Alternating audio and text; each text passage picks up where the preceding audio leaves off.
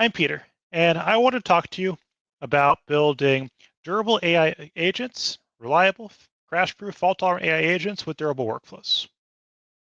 So just to introduce myself, my name is Peter. I'm a co-founder at a startup called DBOS. And before that, I got my PhD from Stanford in databases and distributed systems. So we're all engineers here. We know, and you don't need a PhD to know, that building reliable systems, especially at scale, is really hard. And it's really hard for a number of reasons. The first is that in a complex enough system, just about any step or any part of your system can break. And it can break at any time for any reason. So if you're building a reliable system, you have to make sure that it's robust to failures and at any step in your process at any point in time. You also have to worry about failures that can happen for just about any reason. Your application can break because a process crashed due to, because you might restart your server, or because you're doing maintenance, or because of resource exhaustion, where you run out of memory. Your process might fail because of timeouts, because something took too long and a critical token expired. Your process might fail because of unreliability in external APIs you depend on. You might get rate limited. You might run into transient or network failures, or you might run into outages from your model provider, or even, as we all learned recently, from AWS. What's more is that while building reliable applications is hard, building reliable AI applications is harder. The nature of AI and the types of applications we're trying to build with it makes it even more difficult to build really robust systems. There's a few reasons for this. One is that AI applications, particularly agents, have unpredictable AI-controlled code paths where you don't know what your program is going to do or what it's done because it wasn't you, it was the AI that decided what code path to take, what inputs and outputs to use. And that makes it really tough to figure out what could fail. And if something does fail, to figure out why, how to get into that state, and how do I recover from that state. Uh, the AI and model APIs that AI applications use are not reliable.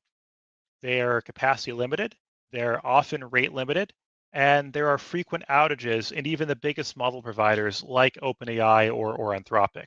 So your applications have to be resilient to failures in the APIs that they depend on. Also, AI applications typically require big data.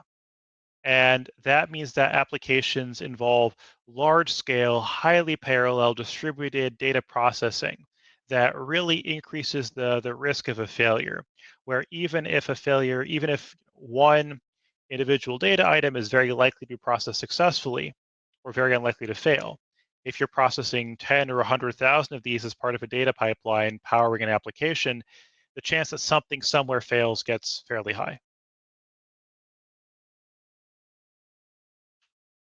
So, hopefully I've convinced you that building reliable applications is hard and building reliable AI applications is harder. Now I want to go into a couple of examples of concrete AI applications, what they're doing and what reliability challenges they face before going into one potential solution that makes it easier to build reliable applications, which are durable workflows.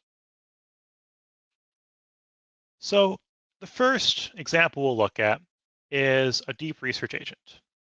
So this is an AI agent that searches the internet to research a subject. If you've ever used ChatGPT or Claude to research something on the internet, they're running an agent that looks a lot like this one. So the way this kind of deep research agent works is that you give it a topic, and then it has a main loop that iteratively researches the topic, scraping the internet to find information about the topic, and then going back to the AI, to the AI model to generate a next topic. And it keeps doing that loop of research topic, generate next topic, research topic, generate next topic, until eventually it's got enough information to synthesize and return a research report about the topic. So really common pattern for building AI agents and susceptible to a lot of different types of failures. So one way this sort of thing can fail is that the scraping jobs it's doing to research topics on the internet are very resource intensive. Browsers and scraping consume a lot of memory. So this sort of application has to be robust to process crashes or failures due to resource exhaustion from the scraping jobs. It has to be able to recover if some of its workers run out of memory. Uh, Also, it has to be robust to failures in the model provider for the AI model it's using to generate topics and synthesize reports, as well as rate limits in the model or outages or rate limits in the websites it's scraping. So to make this agent really work in production to the point where people can use it, you have to account for and be able to handle all these different types of failures. Another related example of a common AI application is a data pipeline. Like in here we're going to look at a retrieval augmented generation or RAG pipeline. So what this does is it indexes documents so that an AI model can answer questions about them. If you've ever gone to a website and seen a chatbot that's like, ask me questions about the product or ask me questions about this documentation, that's powered by a RAG pipeline that's indexed the product pages, the documentation pages, so that the chatbot can answer questions about it. So the way this sort of pipeline works is that you might have an outer loop that's indexing a large number of documents, and then an inner workflow that's indexing an individual document. And it might have steps like parsing the document, chunking the document, embedding the chunks, and then indexing the embeddings.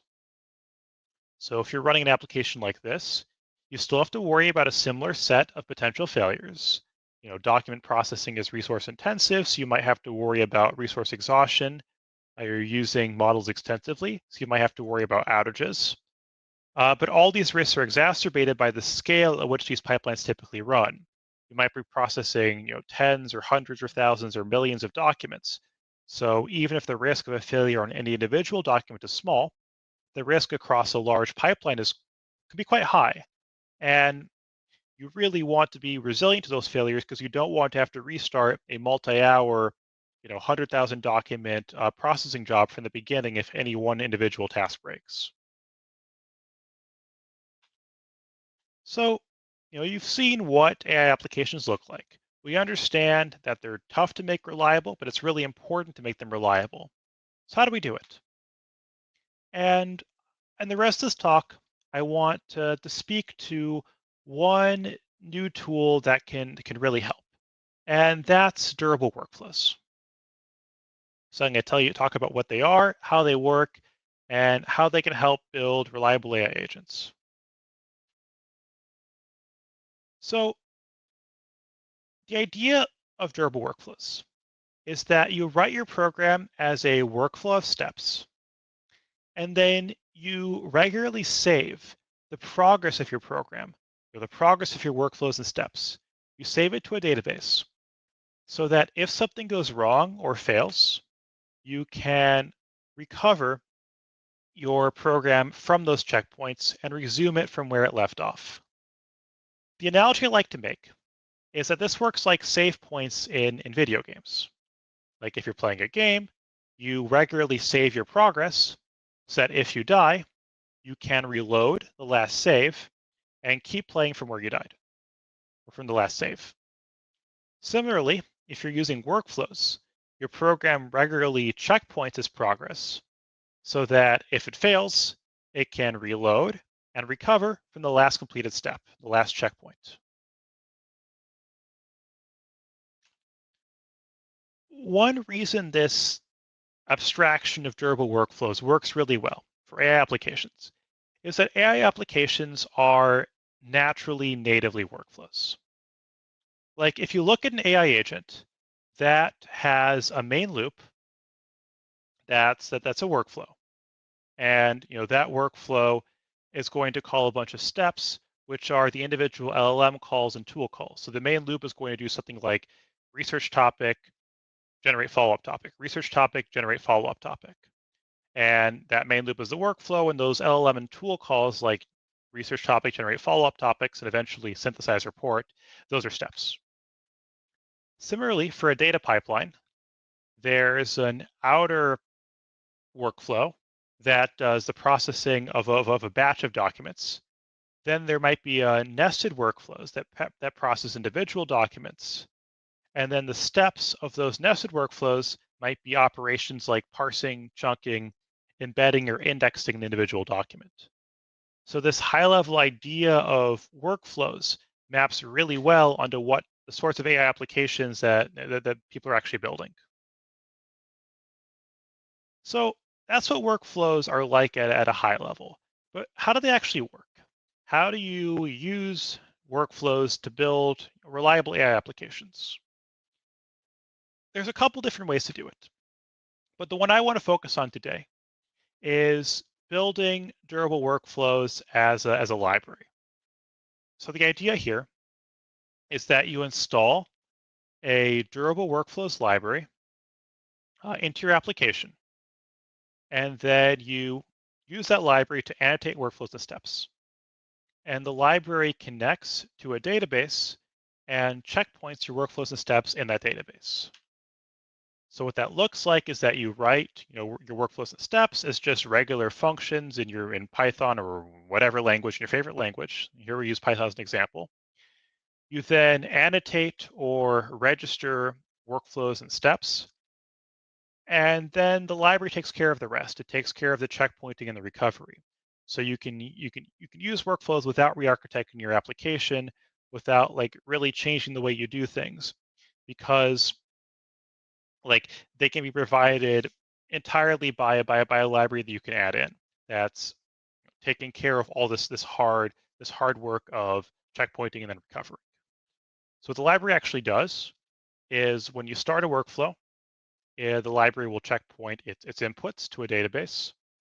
Uh, every time you execute a step in a workflow, the outcome is checkpointed. And then when you get to the end, when the workflow completes, you checkpoint the output. And then because the input in each step of a workflow is checkpointed, if something fails or goes wrong, you can recover from the last completed step. So if we want to take this idea of durable workflows and apply it to our deep research agent, what we'll do is we'll annotate its main loop as a workflow. Then each of its LLM and tool calls, like generating topics, researching topics, synthesizing reports, as steps. And that looks roughly like this, where there's a workflow annotation on the main loop, and then step annotations or step registrations on each of the LLM and tool calls that the main loop makes. So here's what this actually looks like in a demo. So we run this agent. We tell it to research a topic, in this case Postgres, and it's going to run along and research the topic. It'll analyze its findings, and then it's going to generate a next topic to research. And then, as soon as it generates the next topic, it crashes. Then we recover it, we restart it, and when we restart it, it doesn't resume from the very beginning, but it recovers from its last completed step. It recovers from not from the very beginning, but from the second topic we told to research. And that way, it can recover from where it left off, research the second topic, and then synthesize a final report. I know that was pretty fast. So now I want to go through that again diagrammatically and walk you through that demo and explain exactly what the agent did at each particular step to durably recover from the failure. So let's say we start this agent with an initial topic of streaming. So we tell this agent to research streaming. So the first thing the agent does is it's going to write a checkpoint saying that a workflow is started. It's now in this pending status, and it's researching streaming. And then we're going to actually execute the workflow. We're going to execute each of its steps. So first, we'll research a topic of streaming. What we might find is that Red Panda is awesome. Great. So that was the result of our deep research on this topic of streaming. And then we'll ask the LLM, should we continue researching? And it's going to say, yes, we should. And we'll write these checkpoints to the database. We'll write checkpoints saying research topic succeeded and an output of that red panda is awesome. We should continue. There's a checkpoint saying we should continue. We try to generate the next topic. The next topic for research is red panda. So we write another checkpoint saying, okay, the next topic we want to research is red panda. And if something fails, maybe we run out of memory, maybe OpenAI has an outage, maybe the process just crashes, then we can use these checkpoints to recover. Or when the program restarts, we look in the database, we see that there is a workflow that is running, that's researching the topic streaming. We go to the topic, then we execute the workflow, we look at the first step. The first step is research topic. We see a checkpoint. The checkpointed output is red panda is awesome. So we move on to the next step. We should continue from the checkpoint. So we move on to the next step. We see that a next topic is already checkpointed. It's a red panda. So we move on to the next step. We find that this next step does not have a checkpoint. So we're going to actually execute it. We'll research the next topic. The next topic to research is red panda. We'll research it. We'll find that red panda is fast, and we'll keep going. So this way we recovered this research workflow that failed in the middle from where it failed, and we kept going from the last completed step. Okay. So now that I've talked a bit at a high level about how to build durable agents, now I want to talk specifically about what it's like to build these sorts of agents specifically on top of Red Panda, because there's a couple powerful integration points for where you can add durable workflows or durable agents or what have you to an application that does streaming using Red Panda. So one thing you can do is you can embed durable workflows or agents into your application using Red Panda Connect. So Red Panda Connect lets you call Python or Go code directly on individual events in your stream as part of your Red Panda streams. So you can supplement your Red Panda Connect processors with durable workflows or durable agents, because you can just write those in Go or Python code. So you can do this by building a Red Panda Connect plugin that calls a durable workflow, and that lets you run them directly on your Red Panda streams or your Red Panda data pipelines. Another thing you can do is you can use durable workflows or agents to consume Red Panda messages. So you can design a workflow that started exactly once for each Red Panda message on the stream, which lets you reliably process events from Red Panda or Kafka with a long-running workflow or agent. So there's a bunch of integration points for where you might want to fit workflows or data pipelines or agents into your Red Panda-based applications. Okay, so thanks a lot for listening. If you want to learn more, please find me on socials, and thank you.